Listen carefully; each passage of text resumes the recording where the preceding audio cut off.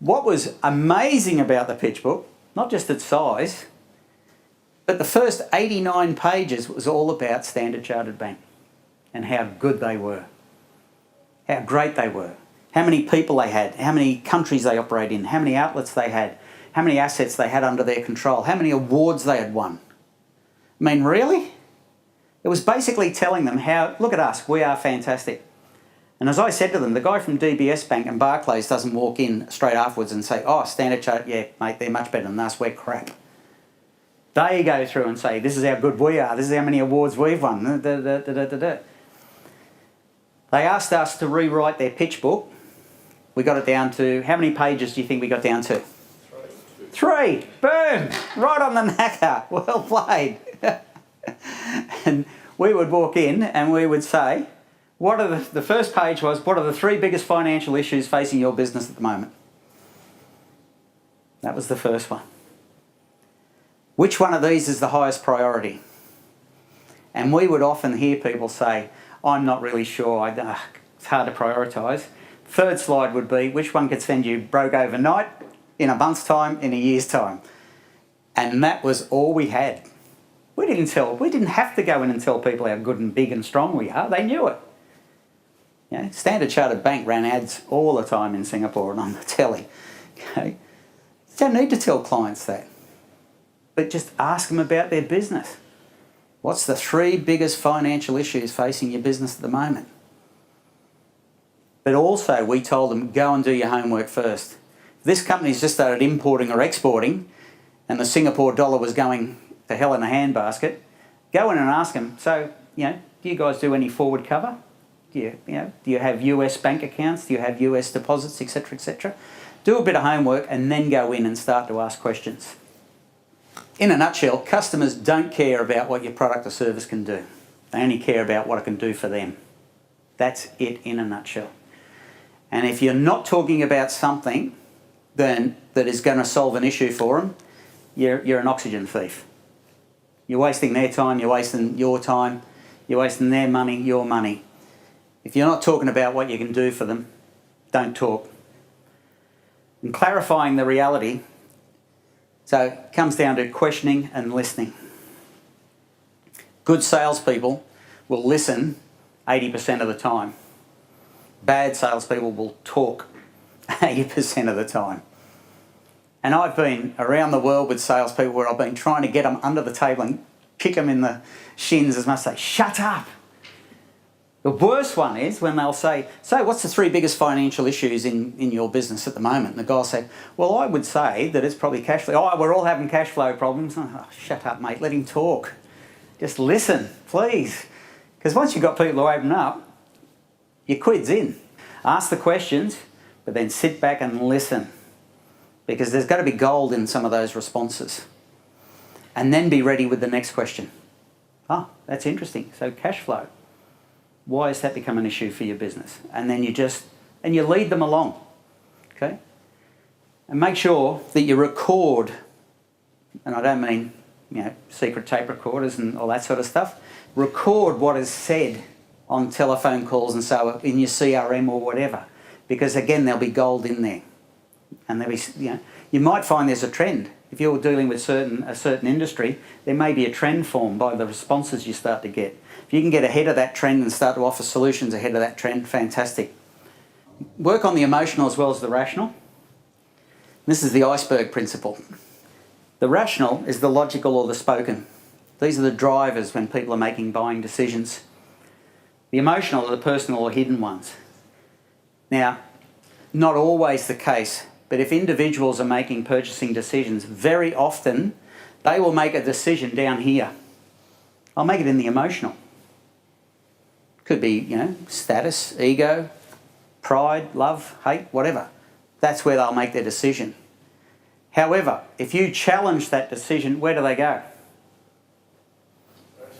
They go rational. Oh, the price wasn't right. Timing wasn't great, etc., etc. So you've always got to think about there's an emotional side when you're talking to people, and it's very much underestimated. We often go in and we talk about, price, delivery, colour, bang, it's all specification. Remember, there's an emotional side to things. And the other biggie we make is assumptions. Just have a read through that for a minute. So, who are we talking about? JFK. Actually, that was written about this bloke. And if you go back and read the statement, it exactly describes Hitler's rise. Except the president was Hindenburg rather than Eisenhower. Had led his nation a war that ended in the defeat of Germany. It's World War I, not World War II. But we make a lot of assumptions. And a lot of those assumptions come because we don't listen through fully when we're questioning. We don't listen fully. So establishing the priority here, this is about creating tension almost and implications. If you've got several points that you're trying to get across or several issues or solutions that you're trying to offer, scattergun often doesn't work. You've got to set priorities and go in and knock them off one at a time. And the way to establish that is to ask the client, what's the implication? If you don't do this, what's the implication? If you don't do this, remember, what can close you overnight? What can close you in a month? What can close you in a year? Just go through and think about the implications of what, if they don't act, what will happen. And we set action priorities. Recognise that? What is it? It's a cricket helmet. When was the cricket helmet introduced? A little bit earlier than that, 1977. Okay? So you're thinking about, what the helmet does. It protects the vital part of your body, doesn't it? It protects your brain, your head. You could get killed if you don't get it right. But men who play cricket have other priorities. When do you think the cricket box was invented? 1862. So we knew what was important and what wasn't. Some people say we're still protecting our thinking process by having a cricket box. So it's important that you think about the priorities of the client. What are we going to work on first? And you think about high payoffs, essential to your work, essential to your company's goals, the stakeholders' goals and deadlines. So you've got to go through, think about all those issues. And then feature, benefit and evidence. It's important when you're putting forward a solution, you talk about the benefit that's going to be delivered. Don't talk about the features. Don't talk about all that rational stuff. Okay? When we were selling the aluminium cylinders against steel cylinders, we would say the benefit is they're lightweight compared to steel. Well, that's not right. That's a feature. A benefit would be that you're not going to have your blokes throwing their backs out and getting workers' compensation claims because our cylinder was a lot lighter. That's the benefit. And it's a cold hard fact that if you keep drilling down on all these benefits, you've either got to be making the client more money, saving him money, or making the workplace safer, making his workers safer. If you can keep doing that, you're on the right track. And the features are the characteristics of your company. Again, talking about Standard Chartered Bank, this was what they did. The benefit is basically what's in it for me from the client's point of view. And the evidence, this is where you build credibility. I know I can do this for you, Gary, because I've done it before for people like you. And here's a couple of testimonials. And it just gives that confidence, just builds that air of confidence for you. Okay? Make sure, remember we talked about consistency, all sales and marketing collateral should have the benefits or what's in it for me focus. It's important we have that. And the qualities to succeed, we've got to have awareness, adaptability. So understand the style, personality, needs, issues, concerns and drivers of your client. So we've talked about all this stuff. This is about through questioning. Then you've got to adapt your style. And then articulation. Then you've got to communicate it in a persuasive way. And one of the ways to do that is understand who the person is you're talking to. We run the Click Colours program, and it's sort of a fun, fast Myers-Briggs, if you like. And we often do this with clients who are running sales teams or customer service. And this, and I'll go through this extremely quickly, this is purely about understanding the way the person that you're talking to receives and encodes or decodes the information you're sending. If you've got someone who's very analytical, is numbers driven, and you sit them down and start to sell them a lovely big story about all the work you've done in the past, you'll lose them completely. You've got to go in there and go, bang, these are the numbers, these are the facts, and just get it out there. Very important. And I've actually delivered 2 presentations to 2 separate audiences and got 2 completely different results. And the only thing that changed was the audience. And you've got to remember that. When you're selling, you're dealing with an audience. So you've got to make sure you're relating in their language. So, to the point, bottom line orientated. And so with them, keep it short. Get right to the point. Safekeeper, they're organised, conservative. So you go into details, be specific, talk about a process, have a logical process with them. Creatives, spontaneous, excited, they talk about big pictures and being talkative and so on. So you be enthusiastic, try and match their energy levels as you're going. Carer, agreeable, dislike conflict. These people will always be thinking about the impact on other people. So you've just not got to think about the impact on them, but others as well. Okay? And give a personal commitment. Say things like, I will help. The simple change in language, I will help you.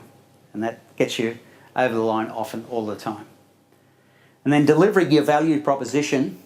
So once you've worked out what it is that you do well, that you're passionate about, that you have core strengths and innate strengths about, question and listen. Very important. Talked about that. And then deliver your what's in it for me. So this is it in a nutshell. Talk about features, talk about benefits mainly, and then talk about the evidence and rely on the rational as well, and the emotional, sorry. And then ensuring implementation is where the rubber hits the road. The biggest failing I see in sales teams, they've done everything right. They've got to the stage where we've got a solution, we know the priorities we've got to work on, we now have to implement, and what they will do is they will overpromise. Again, we get overly optimistic. Yeah, we can do that. And then they underdeliver. This is probably where I carve the audience up. So you get overpromise and then you get underdeliver. So it's very... Sorry, Michael. Well, I'm a Carlton supporter. I didn't even make it on the slide and I did the bloody things. But we do see it so often. And people get caught up in the moment. Yeah, we can do that. Yeah, that's not a problem. Next week, no worries. Bang, something falls off. That starts to just eat away at the relationship. And sooner or later, that relationship will start to fail. They won't trust you anymore. So you've got to be honest with yourself and then honest with the client as well. And then developing the relationship, and I'll just finish up with some stats here for you. And these are interesting stats. 48% of salespeople never follow up on a prospect. And that includes networking, things like this, where you'll say, oh, Gary, I'll give you a call, let's catch up for a coffee. And do I buggery? I don't ring you, I don't email you, but it felt good at the time. Okay? 25% of salespeople make a second contact and stop. 12% make 3 and then stop. 10% of salespeople make more than 3 contacts. 2% are made on the first contacts of sales. 3% of sales are made on the second, 5% on the third, 10% on the fourth contact. So what's that telling you? Be persistent. Don't be a pain in the arse, but be persistent. Find various ways. Yeah, so Peter, that is, P-I-T-A. So Goya, but don't be a Peter. All right? You've got to, but change your tactic. It can be an email, a phone call, whatever.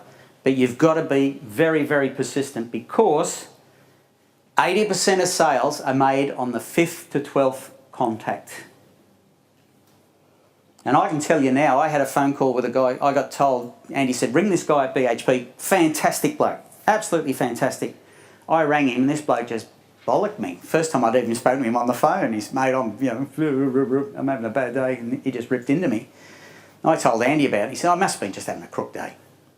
And so I waited about 3 weeks. I don't like abuse. Well, not in that form anyway. But I don't like abuse. And so I rang him back. Yeah, mate, how are you? What do you think the first thing he said after that was? Sorry. He said, mate, I'm so... Yeah, what do you want? He said that the first day. The second day, he said, mate, I'm so sorry. He said, I just got some biopsy results back. And he was telling me he just poured his heart out. I said, mate, that's all right, you know. And I didn't actually push a sales conversation. I said, look, I just want to make sure you're okay. I'll give you a call in again in a couple of weeks. Mate, that'd be fantastic. And that's it. You've got to be. Don't take it personally, and I do. I really do. I get upset. But you shouldn't take it personally. You've got to be consistent and persistent. That's the important thing. And if the excuses, are flimsy, I just tend to back away.